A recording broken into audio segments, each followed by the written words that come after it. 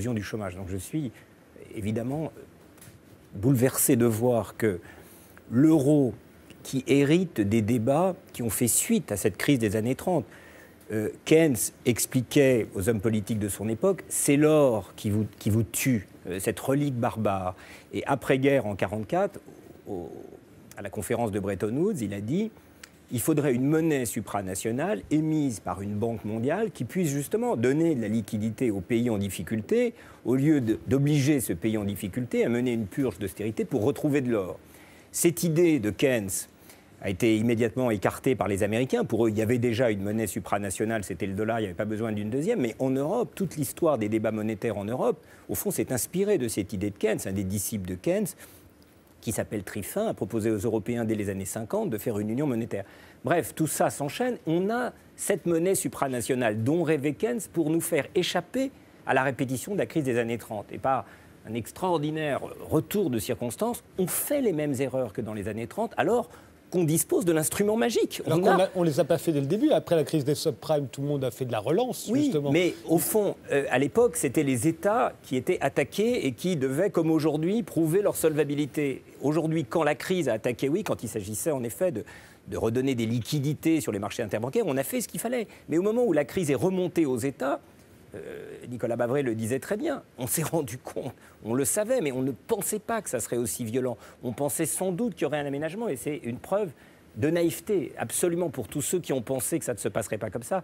C'est une erreur peut-être tragique. Mais la Banque Centrale Européenne n'est pas venue au secours des États en difficulté, ne laissant comme issue que ces purges budgétaires. Donc oui, le débat, il doit prendre fond sur cette situation tragique dans laquelle on est aujourd'hui. Alors, pour donner un tout petit peu d'espoir et donner un peu de chair à ce débat. En effet, on peut décider que c'est une erreur et sortir de l'euro. Et je dirais intellectuellement, c'est parfaitement raisonnable de dire ça. L'euro, dans sa conception, débouche sur une impasse. Et donc, en effet, c'est toujours le même débat. On prend acte de cette erreur et on en sort, ou on se dit que le remède serait pire que le mal. Et on essaie de voir ce qu'il faudrait faire pour éviter cette sortie de l'euro, qui aurait certainement des effets de coup de terre tragiques, même si peut-être à long terme on retrouvait de la croissance, et voir en tout cas à l'intérieur de ce débat ce qu'il faudrait faire pour retrouver une constitution européenne, une organisation de l'Europe qui nous évite de faire ça. Alors il y a beaucoup de choses dont a parlé Nicolas Bavray, faire en sorte, ce que Draghi essaye de faire, peut-être trop lentement, peut-être mal, mais de redonner à la Banque centrale ce rôle de prêteur pour lequel Keynes voulait qu'il y ait une banque mondiale. Est-ce qu'il va y arriver? Est-ce que ça va se faire? Franchement, je n'en sais rien, mais on peut au moins le souhaiter. Puis la deuxième chose, c'est en effet essayer d'éviter cet enchaînement, cette course-poursuite dans laquelle on est engagé, de purge d'austérité, ici, maintenant, qui va casser la croissance, c'est évident, qui va donc réduire les recettes fiscales, puisque quand il n'y a plus d'emploi de travail, il y a moins de recettes fiscales, et qui va peut-être, si on suit cette logique, nous obliger à en faire encore davantage, et donc nous engager dans une course-poursuite qui est un abîme. Donc il faudrait, et ce débat a déjà lieu, mais il faudrait qu'il ait lieu de manière plus forte, il faudrait qu'on s'entende sur le fait, et c'est peut-être le seul mérite à ce pacte qu'on nous demande de signer, il faudrait qu'on arrive à raisonner, non plus en termes de déficit courant, alors c'est une notion un peu complexe, mais elle est essentielle, mais en termes de déficit structurel, c'est-à-dire qu'on corrige par les aléas de la conjoncture la situation du déficit. Les choses apparaîtraient complètement différemment. La Grèce a un déficit abyssal, mais elle a perdu 20% de PIB. Si on remettait à un niveau raisonnable la richesse grecque, il n'y aurait plus de déficit. C'est aussi absurde que ça. Donc il faut qu'on évite cette course-poursuite. Et il y a des grands débats. Mais le débat à minima aujourd'hui, c'est de s'entendre sur des objectifs plus raisonnables, plus mesurés. Après tout, on veut que la France signe ce traité. Ce traité prévoit un déséquilibre, un déficit en termes structurels, c'est-à-dire purgé pour les effets de la conjoncture, au moins raisonnant dès aujourd'hui dans ces termes-là. Paul Gérion ?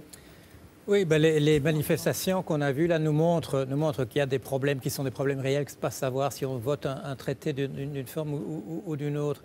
Ce traité, on le voit quand on voit les manifestations de rue comme ça, c'est un peu une mouletta. On dit aux gens, vous vous souvenez, la crise des subprimes, mais maintenant il s'est passé tout à fait autre chose. Il faut revenir en 73, et en 73, il s'est passé que les États s'étaient trop endettés, etc. Alors on va mesurer la dette nationale par rapport au PIB. On ne se demande pas pourquoi par rapport au PIB. On fait la comparaison avec avec un ménage. Est-ce qu'un ménage doit mesurer ses dépenses par rapport au PIB? Non. Alors pourquoi est-ce qu'un pays doit le faire? Un pays doit le faire parce que si on parle de rentrée, parce qu'il faut comparer les dépenses aux rentrées, aux revenus, à ce moment-là, on est obligé de parler de l'impôt et on n'aime pas, personne n'aime qu'on parle de l'impôt. Il suffit de voir ce qu'on a dans les journaux aujourd'hui. Alors, vous parlez de Keynes, vous avez tout à fait raison de parler de Keynes, mais Keynes n'a pas gagné d'une manière ou d'une autre. On nous dit parfois, oui, la Banque mondiale, le Fonds monétaire international, c'est un peu des idées de Keynes. Non, Keynes a perdu totalement. Qu'est-ce qu'il voulait, Keynes? Qu'est-ce qu'il voulait en 1944 à Bretton Woods? Il l'a dit, un système économique pacifié. Mettre le dollar au centre, ça, ce n'est pas un système pacifié, parce qu'on savait qu'un jour, les États-Unis ne représenteraient plus 70% de la richesse du monde, parce que c'était le seul pays qui n'avait pas eu de la guerre sur son territoire. Non, il voulait un système. Et quand vous dites que l'euro est un petit peu un embryon possible pour le Bancor, parce que c'est comme ça qu'il appelait cette monnaie. Mais souvenez-vous, c'est M.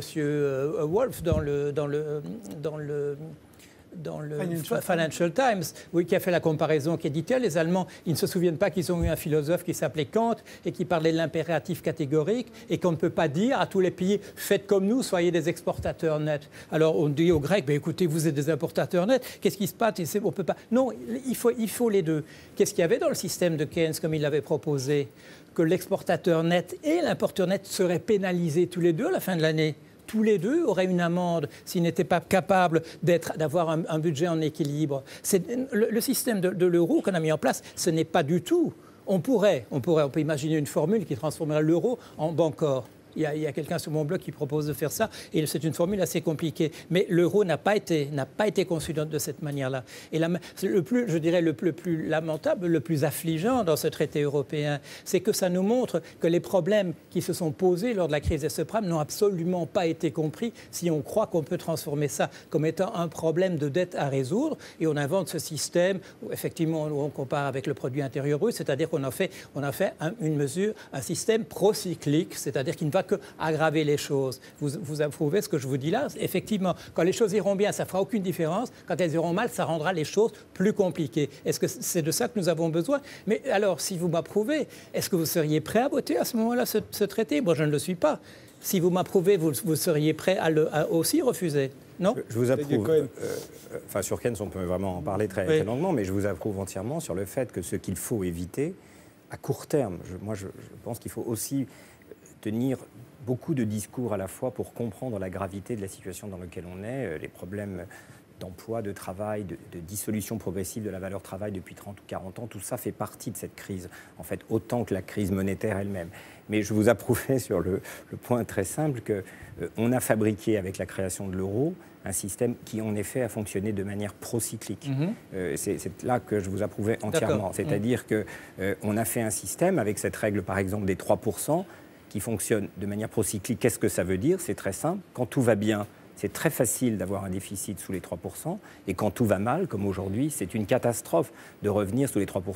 Donc je ne pense pas que ça va régler les grands problèmes dont on parle. Mais si au moins, à minima, on pouvait retrouver de la contracyclicalité, c'est-à-dire redonner la possibilité d'agir quand ça va mal et de reprendre des forces quand ça va bien, je crois qu'on aurait fait au moins un progrès. C'est sur ce point. On n'y est pas. Et on n'y est pas du tout. C'est mon Dernier mot sur ce sujet, François Asselineau et Sophie Vanish. Oui, Frédéric, qu'est-ce que vous pensez si vous êtes malade, vous allez voir un médecin et puis votre maladie s'aggrave et à chaque fois que vous allez voir le médecin, il vous dit « Ah ben je me suis trompé dans l'ordonnance précédente, il faut que j'en fasse une autre ». Ce sont les mêmes qui vous ont dit que le traité de Maastricht était formidable, qu'après on dit non, il y avait un petit défaut, on va faire le traité d'Amsterdam, et puis après non, en fait c'est le traité de Nice, et puis après ça non, c'est la Constitution européenne, bon sang c'est le traité de Lisbonne, maintenant c'est le TSCG, et ça va encore pas. Je voudrais dire, mais les choses sont graves, il y a dans les traités européens, dans le traité sur l'Union européenne, un article qui s'appelle l'article 50, qui permet à un État de sortir de l'Union européenne et de l'euro. C'est d'ailleurs la seule façon juridique et sereine d'en sortir. Oui, on ne peut pas vous virer. Voilà. Donc, on peut le... voilà. Alors, ce que nous disons à l'UPR, c'est que, puisque cet article existe, c'est qu'il est possible de sortir de ce BINS. Et nous disons qu'en démocratie, il est normal que l'on puisse débattre de ce sujet, que l'on voit les conséquences Alors, monsieur Cohen, tout à l'heure, dit ça va être la catastrophe si on sort de l'euro. Je connais par cœur cette espèce d'apocalypse annoncée. Et ce sont les mêmes qui nous promettaient le bonheur général avec l'euro, qui nous disent si on en sort, ça sera l'apocalypse. Le petit problème, c'est que tout le monde sait que c'est faux. Il y a une note de Natixis avec Patrick Artus, qui est un des très grands économistes français, qui est sortie le 10 juillet dernier, qui a montré que si la France sort de l'euro, le franc, par rapport au cours pivot du dollar, perdra 2%. Voilà. Et le nouveau marque gagnera 18%, et puis la lire italienne perdra 12%. C'est beaucoup plus raisonnable. Je voudrais aussi insister sur d'autres éléments. On nous dit, mais si vous sortez de l'euro, vous allez être isolé. Mais on ne sera pas du tout isolé. On sera toujours membre permanent du Conseil de sécurité des Nations Unies. On aura toujours 271 représentations diplomatiques à l'étranger. Et au contraire, les peuples en Amérique latine, en Afrique francophone, au Moyen-Orient, en Russie, seront contents de retrouver une France qui aura échappé à cette espèce de glacis géopolitique sous tutelle de l'OTAN et sous tutelle de l'Union européenne. Redan ? Bien évidemment, je ne suis pas du tout d'accord avec votre approche. Je trouve ça sympathique. La sortie de l'euro, elle a du sens dans la mesure où tout le monde sort. On remet tout le monde au même plan. Pourquoi pas? Là, on peut recréer un marché, pourquoi pas? Sauf que ce qui va se passer, c'est que la France sort, l'euro va rester de l'autre côté. Et qu'est-ce qui va se passer? C'est juste l'Allemagne qui va monter encore une fois en puissance, qui va avoir une autre forme de dictat. Et nous, on va être à la ramasse par rapport à... Déjà qu'on est compétitif comme on vaut pas grand-chose en ce moment. On a un taux de croissance qui est clairement... Déjà, franchement, je pense qu'après... On peut dire clairement qu'on est en récession. Mécaniquement, on est déjà en récession. On peut chercher encore des chiffres, 0,1, etc. Je pense que si le Premier ministre a annoncé un 0,8, c'est pour mieux nous annoncer un 0,7 pour mieux un 0,3, pour nous annoncer au début 2013 qu'on est dans le rouge. Bon, ça laissera au moins un petit peu de temps pour commencer à reprendre un petit peu d'air. Mais bien évidemment que l'euro et l'Europe est une solution. Le problème, c'est que c'est une affirmation purement gratuite. Et c'est la mienne. Oui, d'accord. Et au moins, on pourrait en débattre. Juste dernier mot. Non, mais je crois qu'on en débat. Tout le monde en débat. Je pense que c'est une solution pour la simple et bonne raison qu'on avance aujourd'hui pays contre pays. L'Europe est en train de faire un pas pour aller un pays vers l'autre pays. Donc, qu'est-ce qui crée de la compétitivité positive? On va arrêter de se faire la guerre économique entre l'Allemagne et la France, entre la France et l'Italie, entre l'Espagne et l'Allemagne. On va commencer à créer de la cohésion sociale. La cohésion, c'est la pièce maîtresse de la productivité. C'est ce qui nous manque. C'est ce qui nous manque aussi dans nos entreprises, aussi en France. Si on va au moins dans cette direction, je pense qu'on part mal. On part pas bien. On part exactement comme il faudrait, mais par contre, là, on n'est pas bien. C'est là où je voulais en venir. C'est que cette règle des 3%, c'est le vrai danger. C'est le vrai danger parce que les 3%, on pourrait partir là-dessus, à partir du moment où, potentiellement, on a un réel potentiel de croissance. On a un déficit à l'export de 70 milliards. On est à 0% de croissance. On est à 3 millions 5, voire peut-être 5 millions, sauf qu'on ne connaît pas les chiffres dans leur réalité. Je pense que partir... Déjà, un peu bancal sur une patte, c'est difficile. Partir sans les deux jambes, ça me paraît gros. Donc, l'idée du traité, je pense qu'elle est bonne. Je pense qu'il faut adapter un petit peu cette marge de 3% dans quelque chose de plus cohérent, quoi. Un mot, Sophie Vanish et plus qu'un mot, Nicolas parce qu'on vient de voir des images qui sont des images de peuple en mouvement. Et on n'a pas parlé du peuple du tout pour le moment. On a continué à parler de régime économique. Oui. Et tout à l'heure, j'ai essayé d'en parler en disant, voilà, on a le choix entre laisser ces peuples...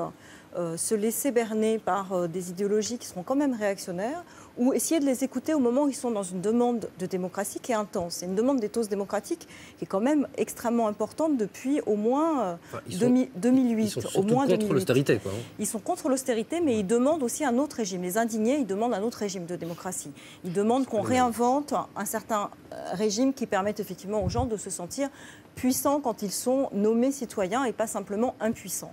Et donc cette question-là, c'est une question qui est centrale aujourd'hui. C'est-à-dire que quand on nous disait, oui, quand il n'y a plus de travail, il n'y a plus non plus de lien social, en fait, si le travail disparaît pour des bonnes raisons, c'est-à-dire pour des raisons utopiques, le lien social, il doit être politique. C'est-à-dire qu'on est dans un déficit pas simplement de travail aujourd'hui, on est dans un déficit chronique de politique.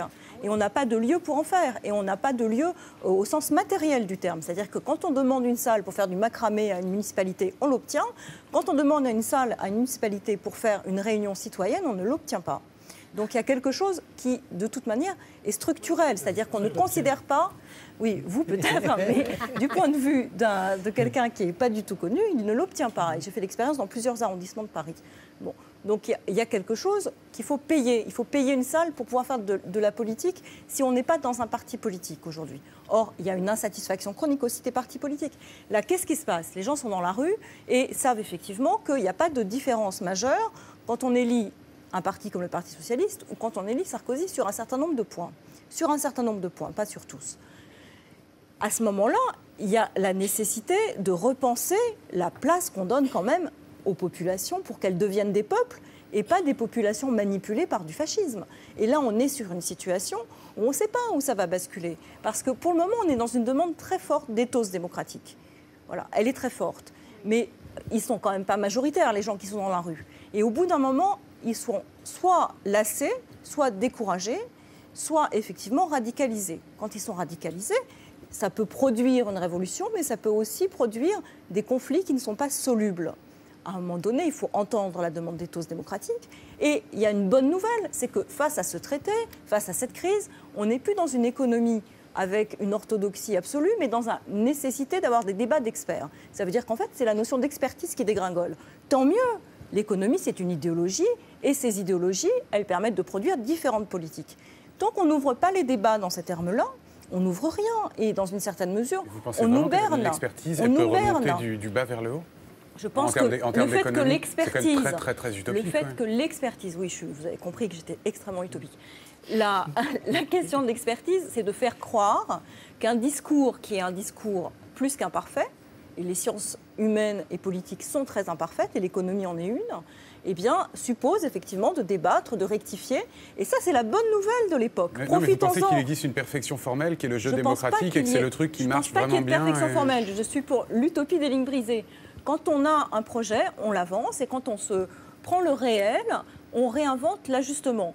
Mais quand on est dans une situation aussi évidemment désastreuse, alors ce n'est pas du tout l'utopie des lignes brisées. C'est la nécessité de remettre vraiment les choses à plat et d'avoir un pouvoir imaginatif. Moi, ce que je trouve frappant, c'est qu'il n'y a pas d'imagination proposée. C'est-à-dire, on nous explique qu'en fait, on va faire des petits réajustements du système dans lequel on est, alors que ça fait quand même un sacré moment, en tout cas en France, au moins depuis 1973, que ça ne va pas. Moi, je suis d'une génération, et vous, je ne sais pas comment vous la vivez, mais où on nous a expliqué pendant toute la période où on a été éduqués que ça serait le chômage.